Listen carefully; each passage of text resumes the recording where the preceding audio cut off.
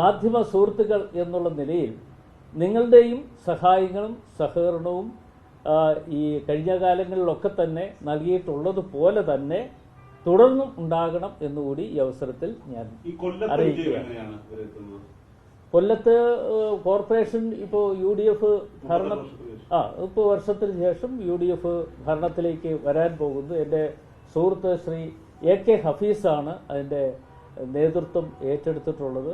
അത് പാർട്ടിയിൽ നിന്നും പ്രത്യേക നിർദ്ദേശം നൽകിയതനുസരിച്ച് അതിന് ചുമതല വഹിക്കാൻ പ്രത്യേകിച്ച് പാർട്ടിയുടെ ചുമതലക്കാരെന്നുള്ള നിലയിൽ ശ്രീ VS ശിവകുമാറിനെ അവിടേക്ക് അയക്കുകയുണ്ടായി. അതിനു മുമ്പ് അതിൻ്റെ ചുമതല കൊല്ലം ജില്ലയുടെ ചുമതല എന്നെയായിരുന്നു ഏൽപ്പിച്ചിരുന്നത്. ആ അവസരത്തിലാണ് UDFന്റെ കൺവീനർ എന്നുള്ള നിലയിൽ പ്രവർത്തിക്കാൻ ഓൾ ഇന്ത്യ കോൺഗ്രസ് കമ്മിറ്റി എന്നെ ചുമതലപ്പെടുത്തിയത്. അത് ചുമതലപ്പെടുത്തി കഴിഞ്ഞപ്പോൾ ഞാൻ ആ സ്ഥാനത്ത് നിന്ന് ഒഴിഞ്ഞ് അവിടെ VS ശിവകുമാർ പൂർണ്ണമായി അക്കാര്യങ്ങൾ നോക്കണം എന്ന് പറഞ്ഞ് പാർട്ടിയിൽ നിന്ന് ചുമതല ഏൽപ്പിക്കുകയാണ് ചെയ്തിട്ടുള്ളത്.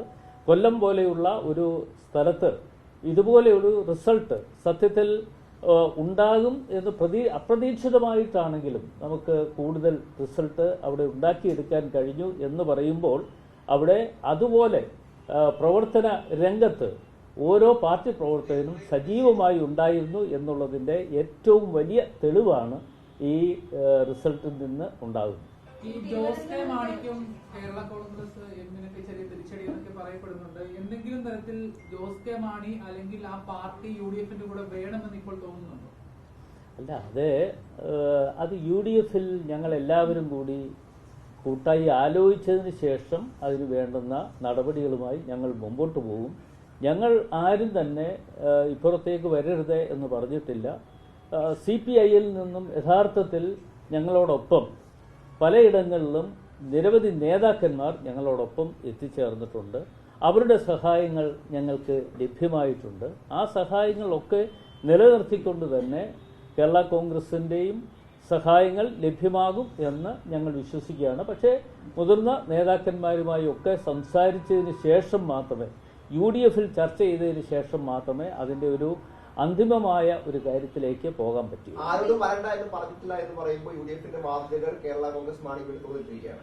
ഏതാ ആരോടും വരണ്ട എന്ന് പറഞ്ഞിട്ടില്ല എന്ന് പറയുമ്പോൾ UDFന്റെ വാർത്തകൾ ജോസ് കെ മാണി തുറന്നിട്ടിരിക്കുകയാണ്. അത് ഞാൻ ഒറ്റയ്ക്ക് അങ്ങനെ പറയാൻ പാടില്ല. നിങ്ങൾ ഈ കഴിഞ്ഞ ദിവസങ്ങളിലൊക്കെ ചർച്ച ചെയ്യപ്പെട്ടവരല്ലേ. പല കാര്യങ്ങളെ കുറിച്ച് നിങ്ങൾ ചർച്ച ചെയ്യപ്പെട്ടു. പല നേതാക്കന്മാരും അവരുടെ അഭിപ്രായങ്ങൾ പറഞ്ഞിട്ടുണ്ട്. അപ്പൊ അവരുമായിട്ടൊക്കെ ആലോചിക്കാതെ ഒരു പാവപ്പെട്ട UDF കൺവീനർ എന്നുള്ള നിലയിൽ ഞാൻ എന്തെങ്കിലുമൊക്കെ പറഞ്ഞാൽ അത് ശരിയല്ല എന്നുള്ളത് കൊണ്ടാണ് ഞാൻ അത്തരം കാര്യങ്ങളിലേക്ക് പോകാതിരിക്കുന്നത്.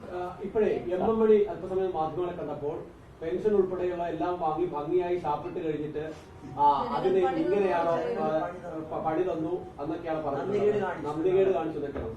ഞാനും അദ്ദേഹത്തിന്റെ പ്രതികരണം കേൾക്കുകയുണ്ടായി.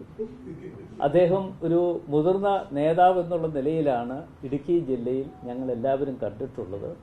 അദ്ദേഹത്തിന്റെ പ്രതികരണത്തിൽ നന്ദി കെട്ടവരാണ് കേരളത്തിലെ ജനങ്ങൾ എന്നുള്ള തരത്തിൽ പറഞ്ഞു എന്നാണ് ഞാനും അദ്ദേഹത്തിന്റെ വാക്കുകളിലൂടെ മനസ്സിലാക്കിയത്.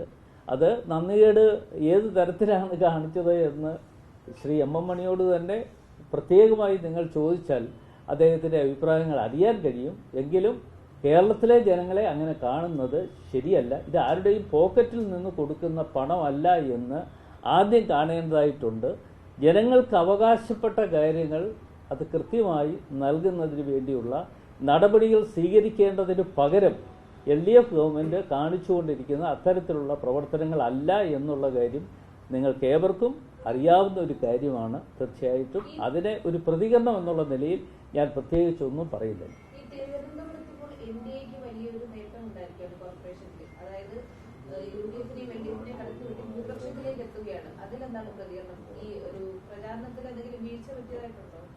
ഞങ്ങളുടെ പ്രചാരണത്തിൽ ഒരു വീഴ്ചയും ഉണ്ടായിട്ടില്ല. ഞങ്ങൾ പ്രതീക്ഷിച്ചതുപോലെ തന്നെ കടന്നു വരാനുള്ള അവസരം ഞങ്ങൾക്ക് ലഭ്യമായിട്ടുണ്ട്. കഴിഞ്ഞ പ്രാവശ്യത്തെ കോർപ്പറേഷനിലെ ഞങ്ങളുടെ റിസൾട്ടിനെ കുറിച്ച് നിങ്ങൾക്കും അറിയാമെന്ന് ഞാൻ കരുതുന്നു. 10-ൽ താഴെയുള്ള ആളുകൾ മാത്രമാണ് കഴിഞ്ഞ തെരഞ്ഞെടുപ്പിൽ കോർപ്പറേഷനിൽ കടന്നു വരാൻ കഴിഞ്ഞിട്ടുള്ളത്. അത് എന്തായാലും അത് ഉയർത്തണം എന്നും ഞങ്ങൾക്കൊരു പ്രധാനപ്പെട്ട ലക്ഷ്യം ഉണ്ടായിരുന്നത് ഒരു നേതാവിനെ മുൻനിർത്തിക്കൊണ്ട്, അതായത് ശ്രീ ശബരിനാഥനെ തന്നെ മുൻനിർത്തിക്കൊണ്ട് ഞങ്ങളൊരു പോരാട്ടത്തിന് വഴിയൊരുക്കി. അത് ഏതായാലും കോർപ്പറേഷനിലുള്ള ജനങ്ങൾ അത് അംഗീകരിച്ചു എന്നുള്ളതിൻ്റെ ഏറ്റവും പ്രതിഫലനമാണ് അവിടെ കിട്ടിയ ഇത്രമാത്രം സീറ്റുകൾ നേടിയെടുക്കാൻ കഴിഞ്ഞിട്ടുള്ളത് എന്നാണ് ഞാൻ കാണുന്നത്. തലസ്ഥാനത്തെ കോർപ്പറേഷന്റെ ഭരണം BJPയുടെ കയ്യിലാണ് ഇനി മുതൽ എന്നുള്ളതൊരു UDF-നും കോൺഗ്രസിനൊക്കെ ഒരു വെല്ലുവിളിയായിട്ട് ഇനി പോയിക്കൂടെ? കാരണം അടുത്ത നിയമസഭാ തെരഞ്ഞെടുപ്പിൽ 1-2 MLA-മാരൊക്കെ തിരുവനന്തപുരത്ത് BJPക്ക് ഉണ്ടാകും എന്ന് തന്നെയല്ലേ ഇതിലൊരു സൂചന? അത് BJPയും CPM-ഉം തമ്മിലുള്ള ഒരു കൂട്ടുകെട്ടിൻ്റെ ഭാഗമായി തിരുവനന്തപുരം ജില്ലയിൽ 1-2 സീറ്റുകൾ ലഭ്യമാകാൻ വേണ്ടിയുള്ള തയ്യാറെടുപ്പ് തീർച്ചയായിട്ടും BJP നടത്തും എന്നാണ് മനസ്സിലാക്കാൻ കഴിയുന്നത്. പക്ഷെ അത് ഒരു BJPയും CPM-ഉം തമ്മിലുള്ള ഒരു കൂട്ടുകെട്ടിൻ്റെ ഭാഗമായിട്ട് മാറാൻ പോകുന്നു എന്ന സത്യാവസ്ഥകൾ കൂടി അറിഞ്ഞിരിക്കാം. തിരുവനന്തപുരത്ത് അടുത്ത നിയമസഭാ തെരഞ്ഞെടുപ്പിൽ BJP-CPM കൂട്ടുകെട്ടുണ്ടാകുമെന്ന് തീർച്ചയായിട്ടും അതിനുള്ള വഴി അവർ ഒരുക്കിക്കൊണ്ടിരിക്കുകയാണ്. BJPയും CPM-ഉം തമ്മിലുള്ള ഒരു ബാന്ധവത്തിന്റെ അടിസ്ഥാനത്തിൽ തന്നെയാണ് ആ കാര്യങ്ങൾ മുമ്പോട്ട് പോകുന്നത്. പിന്നെ നിലമ്പൂർ, അതായത് അൻവറിന്റെ കാര്യത്തിൽ ഇപ്പോൾ നിലമ്പൂരെ സംബന്ധിച്ച് അൻവറിന്റെ ഒരു സാന്നിധ്യം വളരെ UDF-ന് സഹായകരം. ഈ സാഹചര്യത്തിൽ UDF-ലേക്കുള്ള അൻവറിന്റെ പ്രവേശനത്തെ കുറിച്ച് UDF കമ്മിറ്റിയുടെ അഭിപ്രായം? അത് നിലമ്പൂരിലെ കാര്യങ്ങൾ ഞങ്ങൾ കൂട്ടായി ആലോചിച്ചുകൊണ്ട് ഒരു തീരുമാനം എടുക്കേണ്ടതാണ്. ശ്രീ അൻവറിനെ സംബന്ധിച്ചിടത്തോളം അദ്ദേഹം UDF-ലേക്ക് വന്നാൽ കൊള്ളാം എന്ന് എന്നെയും വിളിച്ച് അറിയിച്ചിരുന്നതാണ്. അത് UDF-ന്റെ ചെയർമാൻ എന്നുള്ള നിലയിൽ അദ്ദേഹത്തെയും അറിയിച്ചിരുന്നു. പക്ഷേ അവിടെയുള്ള നേതാക്കന്മാരുടെ ഒരു പ്രതികരണത്തിൽ നിന്നും അത് കുറെ കൂടി കഴിയട്ടെ എന്ന് പറഞ്ഞനുസരിച്ചാണ് അങ്ങനെ ഒരു തീരുമാനത്തിലേക്ക് ഞങ്ങൾ പോയത്. എന്തായാലും നിലമ്പൂരിനെ സംബന്ധിച്ചിടത്തോളം ഞങ്ങൾക്ക് ഒരു തരത്തിലുമുള്ള ഒരു പിന്നെ പുറകോട്ട് പോകേണ്ട അവസരം ഉണ്ടായിട്ടില്ല. അത് തീർച്ചയായിട്ടും ഞങ്ങൾ കൂട്ടായി ആലോചിച്ചുകൊണ്ട് എന്ത് വേണം എന്നതിനെക്കുറിച്ച് ആലോചിക്കുന്നതാണ്. അല്ല, നിലമ്പൂർ മാത്രമല്ല, മലപ്പുറം ജില്ലയിലുള്ള നേതാക്കന്മാരുടെ ചില അഭിപ്രായങ്ങൾ കൂടി കേൾക്കേണ്ടതായിട്ടുണ്ടായിരുന്നു. അവരെ കേട്ട് കഴിഞ്ഞപ്പോൾ ഇത് കഴിയട്ടെ എന്നുള്ള ഒരു നിർദ്ദേശം പൊതുവെ വന്നു എന്നുള്ളതിന്റെ അടിസ്ഥാനത്തിൽ